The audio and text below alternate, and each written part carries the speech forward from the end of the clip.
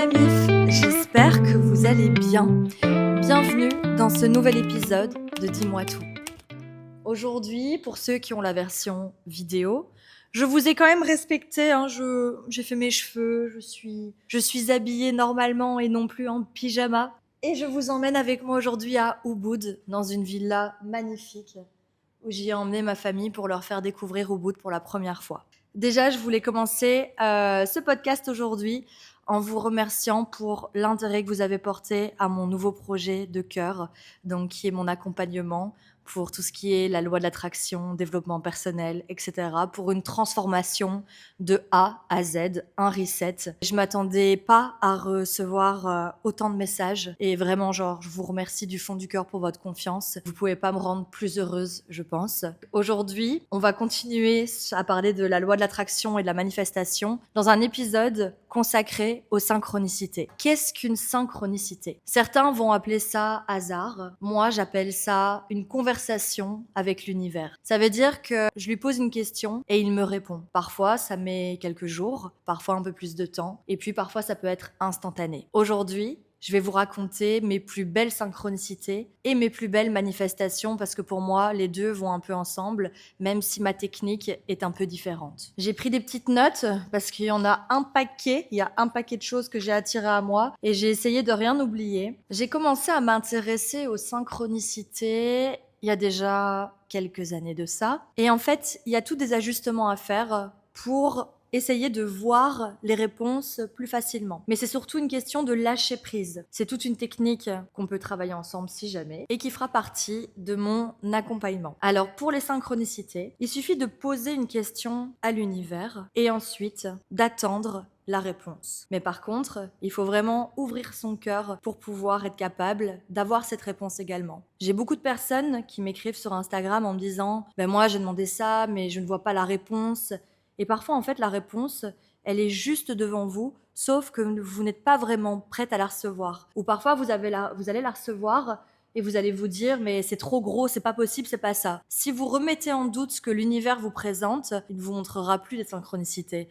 Parce qu'il faut vraiment être reconnaissant de ces messages et surtout, ne pas remettre en doute. On est quand même mieux mis comme ça.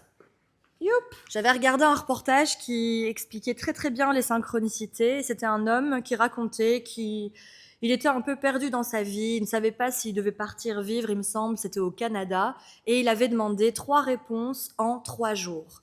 Et alors, il expliquait la manière dont il avait reçu ces réponses. Et quand j'avais vu ça, j'ai commencé à étudier les synchronicités et je me suis dit, si l'univers peut m'aider à me guider plus facilement, si un jour je suis perdue ou je ne sais pas, je vais m'entraîner à faire ça et à être capable de percevoir les messages, de percevoir mes réponses pour pouvoir avancer plus facilement. Au début, ça a mis parfois un peu de temps. J'étais pas prête à voir les réponses ou je remettais en doute. Et puis en fait, plus j'ai travaillé au niveau des synchronicités, plus les réponses sont arrivées à moi de manière incroyable. Si vous pensiez déjà que j'étais la folle du village, préparez-vous à le penser encore plus aujourd'hui. Je m'explique. Ma première synchronicité, ça a été pour Bali. J'avais regardé donc ce reportage et à l'époque, on était en plein Covid. Mon voyage était annulé clairement toutes les 2 semaines. Et là, je me suis dit, bon, soit ça veut dire que je dois tenir bon et que voilà, c'est le Covid et que je vais partir, ou alors peut-être que c'est un signe que l'univers me dit, meuf, tu dois pas y aller à Bali en fait. Donc, je me suis dit, ok, je vais faire une demande à l'univers et je vais demander, est-ce que je dois partir à Bali ? Est-ce que Bali est fait pour moi ? Je te demande une réponse claire et nette que je serai prête à recevoir. Enfin, voilà, j'avais fait toute une demande. J'avais pas demandé quelque chose en particulier parce que vous pouvez tout demander. De voir une rose rouge, je sais pas moi, un papillon jaune, ce que vous voulez. Et vous pouvez demander un nombre de jours ou un nombre d'heures, etc. Moi, j'avais demandé 3 jours pour recevoir mon message, mais j'avais pas demandé quelque chose en particulier. Et là, au début, je vous avoue, j'étais pas du tout dans le lâcher-prise. La meuf était à l'affût. Je regardais un mot, j'écoutais quelque chose, je me disais, ça y est, ça va être ma réponse. Et en fait, je voyais rien. Et puis, au fur et à mesure, j'ai oublié que j'avais posé cette question.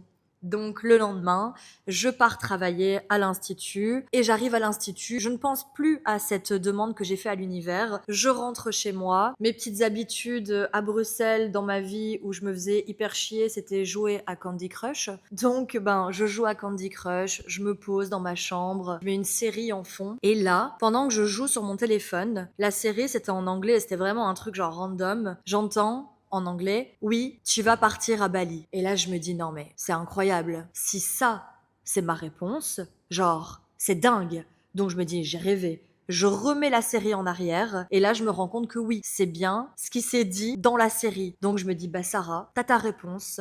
J'ai remercié l'univers. Et là, 2 jours plus tard, le garçon avec qui je parlais, qui était déjà à Bali, m'a envoyé un message en me disant les visas business sont sortis, tu peux faire ta demande. 2 mois après, j'étais à Bali. Donc ça, c'était ma première synchronicité. Je me suis dit, en fait, c'est dingue. Parce qu'on se dit toujours, ouais, c'est hyper compliqué et tout. Mais en fait, non. Demandez et vous recevrez. On continue la liste. Ah ouais. Alors ça, c'est plus une manifestation. J'ai un peu mélangé les deux parce que j'ai vraiment attiré beaucoup, beaucoup de choses à moi en travaillant toutes ces techniques. J'ai un peu mélangé entre les manifestations et les synchronicités.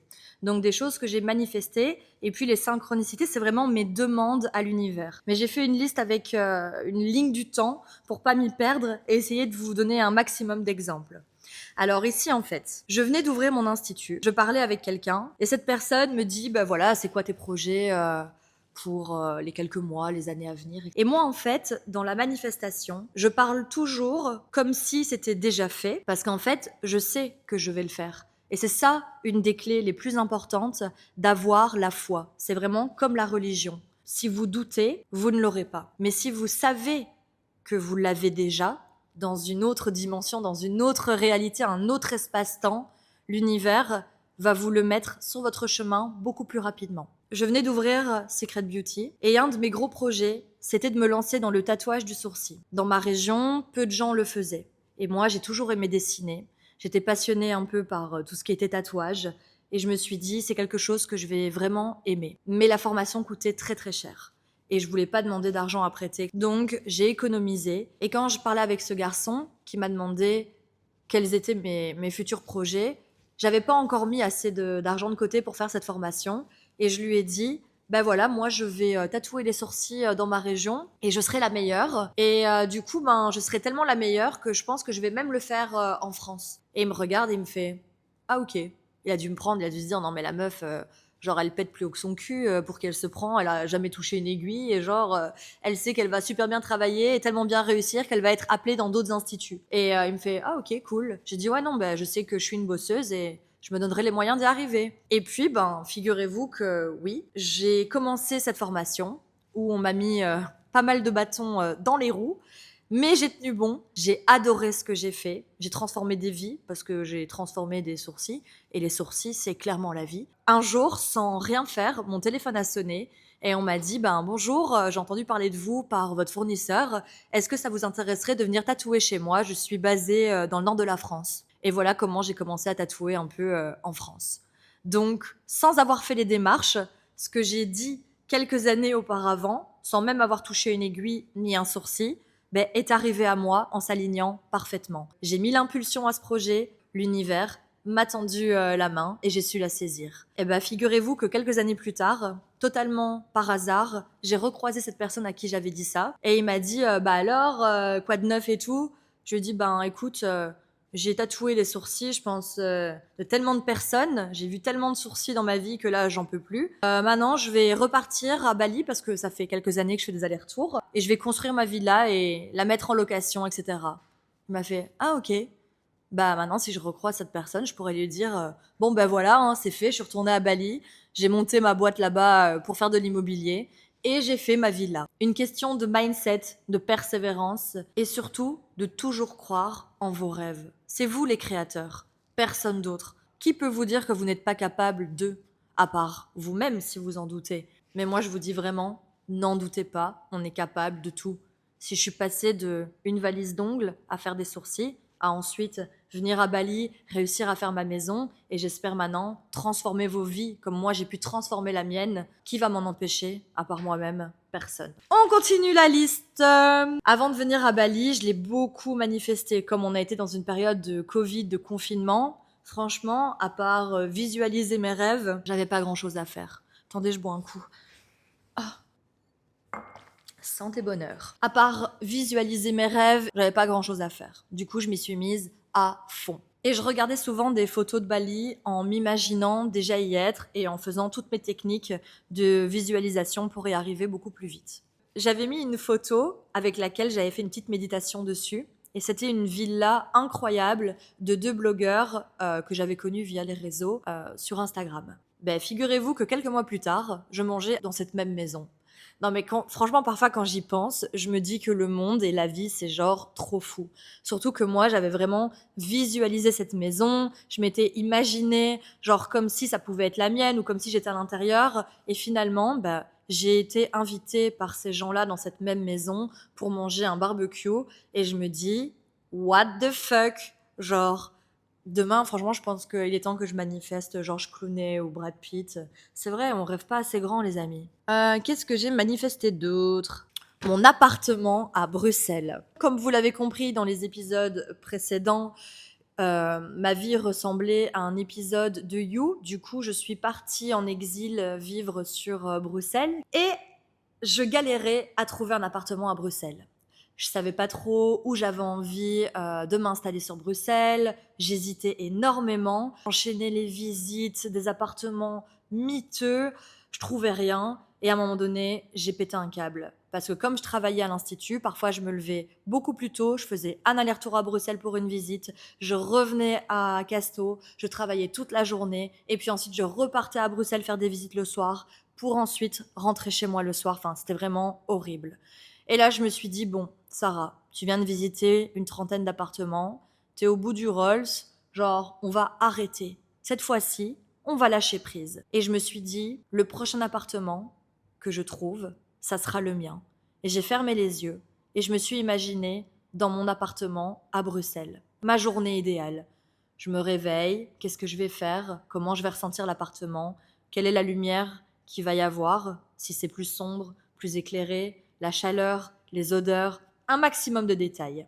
Et là, j'ai repris mon téléphone, j'ai mis une annonce et je suis tombée sur une annonce que je n'avais jamais vue. J'ai directement envoyé un message et quand je suis arrivée, que j'ai vu l'appartement, je me suis dit non mais c'est un truc de malade. L'appartement en fait, c'est ma maison à Casto en version appartement à Bruxelles. C'était un appartement magnifique avec 2 cheminées, alors que chez moi, j'avais une cheminée. Donc en fait, j'ai juste pris ma décoration et je l'ai déplacée d'un endroit à l'autre.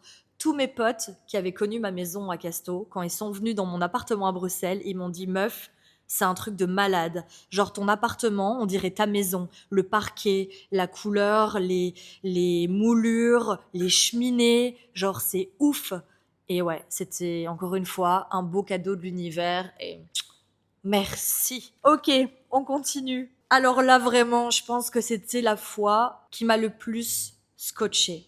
Là, vous allez vraiment me prendre pour une perchée. C'est pas grave, j'assume. Comme vous l'avez compris dans les épisodes précédents, ma vie sentimentale était très chaotique. Je suis tombée sur des garçons qui étaient franchement pas très commodes. J'avais vraiment peur de retomber sur le même genre de personnage, mais du coup, mon problème, c'est que quand je rencontrais quelqu'un, j'avais peur parfois d'être trop fermée ou trop dans mes peurs et de passer à côté d'une belle histoire. Je savais jamais en fait, comme j'avais pas eu quelque chose de normal, qu'est-ce qu'il était ou qu'est-ce qu'il était pas. Est-ce que j'étais trop sur la défensive ou au contraire, est-ce que j'étais trop naïve? Et donc un jour, je rencontre un garçon, on parle et là je me dis ça pue la merde. Mais je me dis en même temps, Sarah, genre arrête d'être dans tes peurs et laisse peut-être une chance. Du coup, ben en tant que bonne perchée, je me fais un petit jeu de cartes. Je me pose chez moi dans l'appartement, je tire des cartes et franchement, le tirage me dit run away. Genre cours loin et vite. Et là, je me dis bon allez, je laisse une deuxième chance. Je me dis Sarah, aujourd'hui, on va refaire une synchronicité. Je me pose et tout dans l'appartement, je me connecte à moi-même, à mon cœur, et là, je pose ma question. Ce garçon avait vraiment un prénom peu courant, je vais pas en dire trop. Je me pose et je dis voilà, univers, est-ce que ce garçon, prénom peu courant, que c'est quelqu'un de bienveillant, oui ou non? Je te demande une réponse, nanana, blablabla. Et là, c'est ça qui m'a le plus choquée. J'ai ressenti comme un bourdonnement dans mon oreille. Comme quand vous allez tomber dans les pommes. Je sais pas si vous avez déjà eu ça. Genre, c'est comme si, en fait, tout s'abaissait. J'entends plus rien autour de moi. Et là, dans ma télé, je canalise beaucoup via les appareils, mais là, dans ma télé, ça a dit le prénom de ce garçon. Il est vraiment pas bien. Il arrête pas de te tromper. C'est vraiment pas quelqu'un pour toi. Et là, je me suis dit, c'est un truc de malade. C'est vraiment un truc de malade. Vous savez que nous, les femmes, nous sommes d'excellents espions. D'ailleurs, je comprends pas pourquoi la CIA devrait engager que des femmes. Et j'ai fait mes recherches, il m'avait dit qu'il était parti à un tel endroit, etc. Pour vous la faire courte. Il était déjà avec une autre meuf et on ne s'est plus jamais écrit. Donc au final, j'ai gagné énormément de temps. Parce que ce garçon-là me disait que je devais lui laisser une chance, que c'était quelqu'un d'honnête, parce qu'il m'avait avoué toutes ses erreurs, blablabla. Enfin, on connaît, quoi. Et je suis sûre que c'était ma réponse, mais j'ai jamais canalisé, en fait, aussi vite. Et ça m'a vraiment choquée que dans cette série random, genre ce prénom improbable sorte. Mais c'était ma réponse, et je remets pas ça en doute. On continue la liste de l'ashtar B.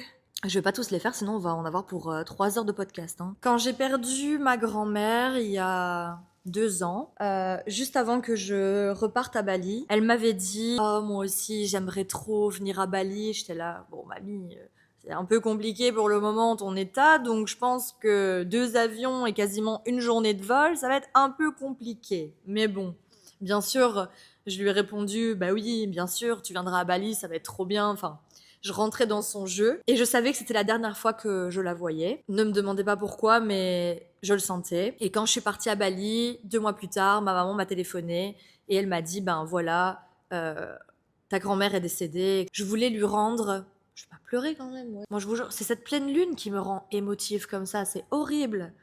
Oh là là, ok. Et donc, du coup, je voulais lui rendre un petit hommage. Et un soir, quand j'étais à Canggu, ma grand-mère était sicilienne. Et je me suis dit, bon, je vais me mettre sur la plage, regarder le sunset en pensant à elle. Et c'est ce petit cadeau que je veux lui faire, qu'on soit là toutes les deux en train de regarder ce coucher de soleil. Je pensais vraiment très très fort à elle. Et je me suis dit, bon, je vais filmer le sunset, je vais le mettre sur Insta et je mettrai une petite chanson en italien. Sauf que, bon, à part les gros mots, je ne parle pas beaucoup l'italien. Et j'avais peur de mettre des paroles de chansons qui vibrent pas du tout avec ce que je ressentais quand je postais ma vidéo ou le message que je voulais faire passer à ma grand-mère. Donc je me suis dit, c'est pas grave.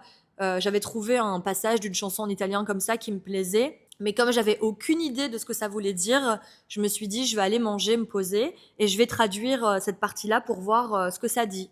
Du coup, je quitte la plage, j'arrive dans ce petit resto à Canggu, je m'assois, et là, je prends mon téléphone, je traduis le passage que j'avais choisi de la musique. Et là, les gens ont dû me prendre, ils ont dû se dire, mais qu'est-ce qui lui arrive à celle-là? Parce que j'ai commencé à pleurer à table toute seule quand j'ai lu les paroles de la chanson.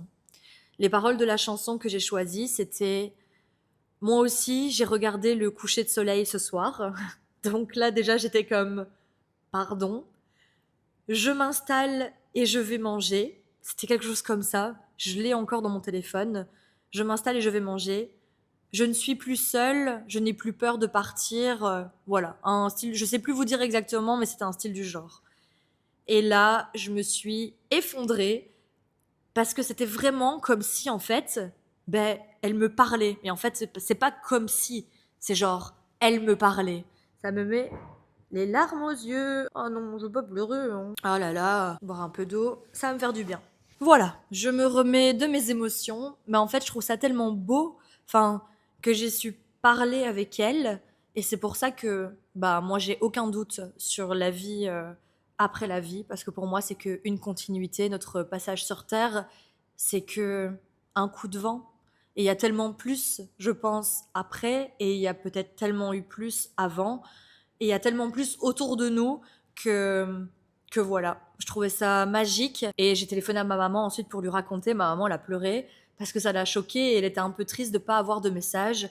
Et je lui ai dit, t'inquiète pas, bientôt, je suis sûre, tu vas avoir un message. Et quelques jours plus tard, elle est rentrée dans sa voiture, et quand elle a allumé la radio, il y a une chanson qui s'est mise. C'était une chanson que ma grand-mère, elle chantait tout le temps en italien et qui passe Vraiment, il y a très peu de chances qu'elle passe à la radio. Et c'était son message comme quoi, ben, elle était bien. Bon, j'espère que j'ai pas trop cassé l'ambiance. On continue. Ah oui, quand j'ai décidé de vendre, je vous dis, il y en a un paquet, les gars, on va rester toute la nuit ensemble. Quand j'ai décidé de vendre mon commerce, mon bâtiment, enfin d'arrêter mes activités en Belgique, mon père me disait, tu sais Sarah, je sais que tu as envie de partir très très vite, parce que là, t'en peux plus de la Belgique, mais ça peut prendre énormément de temps. Il y avait plein de facteurs qui faisaient que oui, effectivement, ça aurait pu prendre énormément de temps. Mais moi, je lui ai dit, je sais que ça va se faire très vite. Et un jour, j'ai fait une demande un matin à l'univers pour demander si j'allais vendre rapidement mon commerce. Je m'installe, je fais ma petite demande, et cette fois-là, je demande de voir un ballon rouge. Je dis ok, univers, est-ce que je vais vendre mon bâtiment rapidement, s'il te plaît? Fais-moi voir un ballon rouge. Et là, quelques heures plus tard, sur Instagram, j'ouvre une story c'était un mannequin, et dans la story, elle se balade avec un ballon rouge. C'est très rapide, encore une fois, d'avoir reçu ma réponse aussi vite.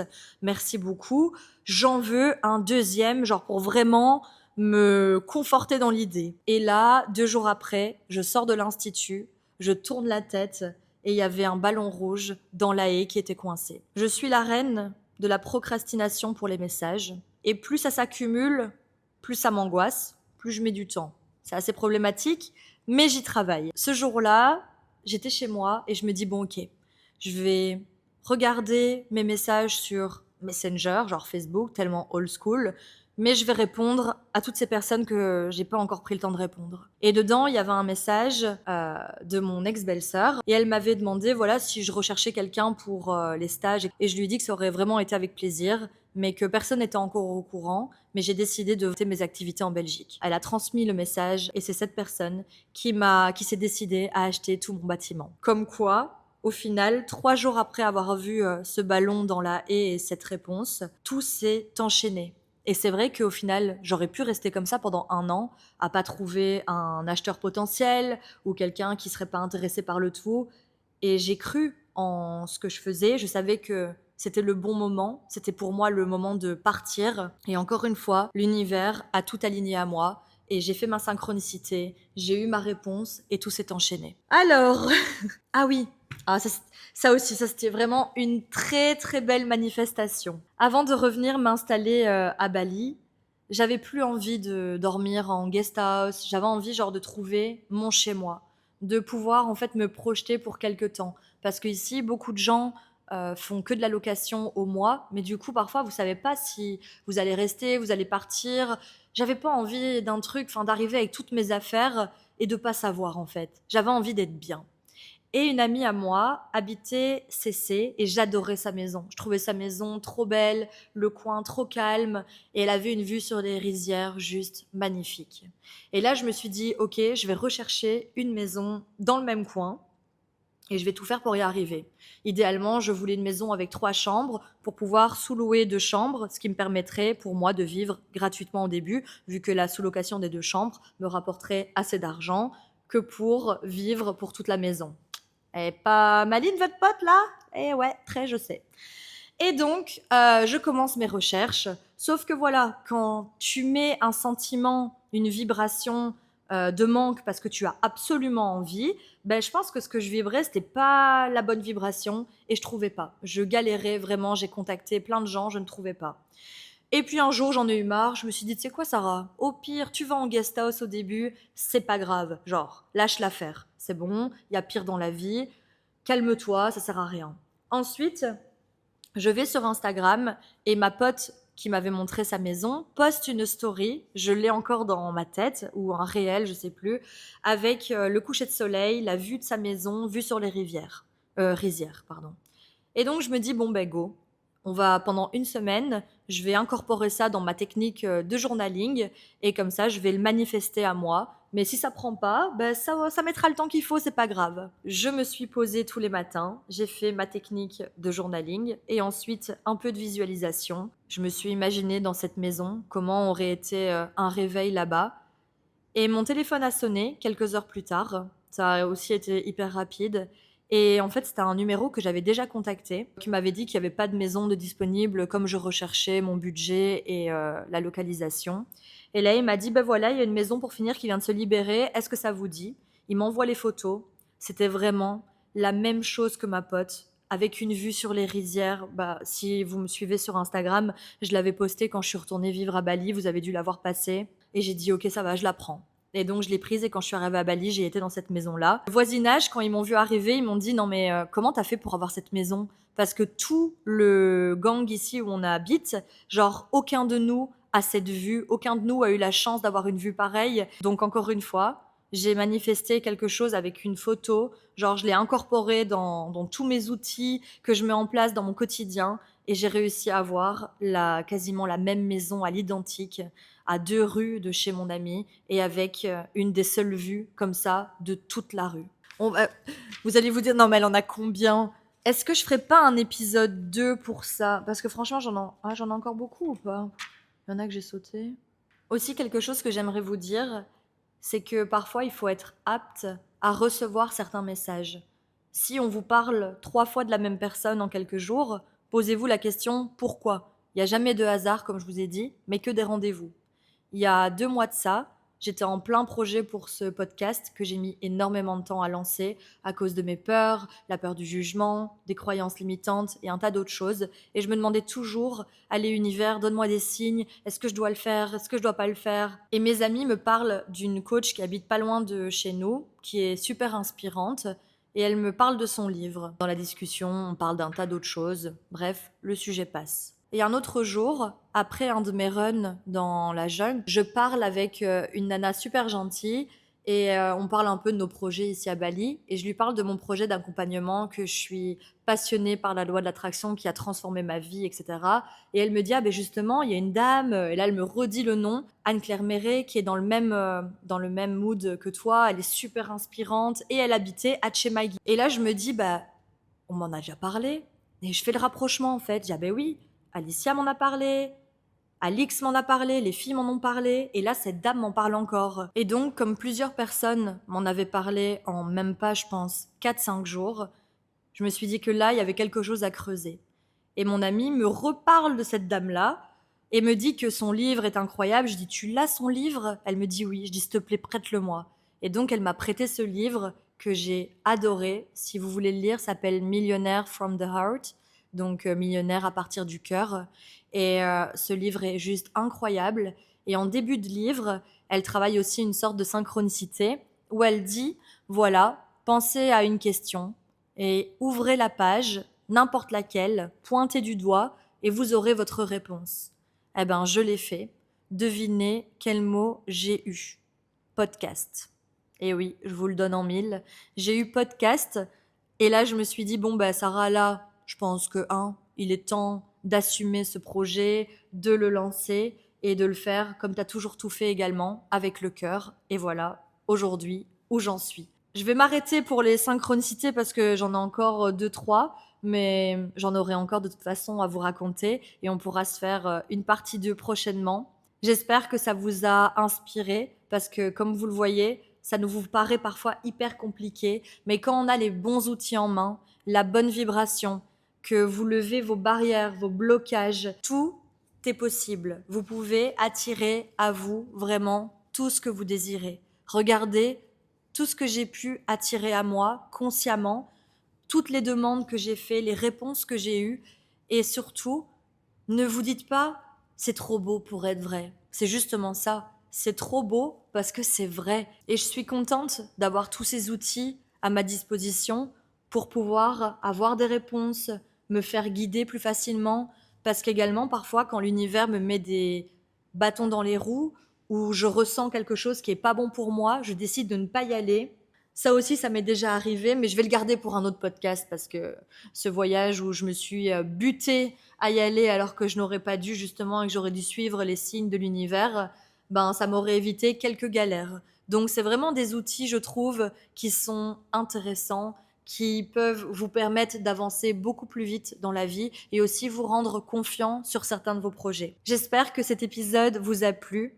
En tout cas, moi, j'ai pris beaucoup de plaisir à le faire et c'est en vous racontant tout ça que je me rends compte que je suis vraiment full gratitude pour tout ce que l'univers m'a offert et j'espère qu'il a encore, et je sais, je ne l'espère pas, je sais qu'il a encore énormément de surprises à m'offrir. J'espère que vous le savez aussi, qu'il y a plein de choses qui vous attendent, il y a plein de choses qui n'attendent que vous, mais il faut juste être capable de les recevoir, capable de capter ces messages, d'ouvrir votre cœur. Et en tout cas, si vous doutez encore, que vous ne savez pas comment vous y prendre, que vous souhaitez transformer votre vie de A à Z, mais que vous avez besoin d'un coup de pouce, n'hésitez pas à m'envoyer un message sur mon Instagram, bck.sara, et je pourrais vraiment vous donner tous les outils que j'ai moi-même mis en place dans ma vie, année après année, et qui me la rendent tellement plus belle, tellement plus facile aujourd'hui. Et j'espère pouvoir vous aider à atteindre vos rêves les plus fous. Je vous fais des gros bisous. On se voit la semaine prochaine, ou on s'entend la semaine prochaine. Selon le mood, on verra. Je vous remercie d'avoir pris le temps de m'écouter. J'espère vous avoir mis des paillettes dans votre journée, même si je m'appelle pas Kevin. Merci pour vos messages qui me vont droit au cœur. Vous pouvez même pas vous imaginer. Vous êtes tellement nombreux à m'écrire, à me partager vos histoires de vie, à me dire que je vous fais du bien. Et si je vous fais du bien, bah, j'ai tout gagné. C'était vraiment le but de ce podcast. D'ailleurs, si ce podcast, vous l'avez aimé, qui vous a inspiré et que vous souhaitez qu'il inspire d'autres personnes, n'hésitez pas à liker, à mettre des petites étoiles, 5, ça serait top, à le partager autour de vous pour me donner un maximum de visibilité. Merci beaucoup les amis, on se revoit dimanche prochain. Je vous fais d'énormes bisous, prenez soin de vous et n'oubliez pas, rêvez grand. Bye.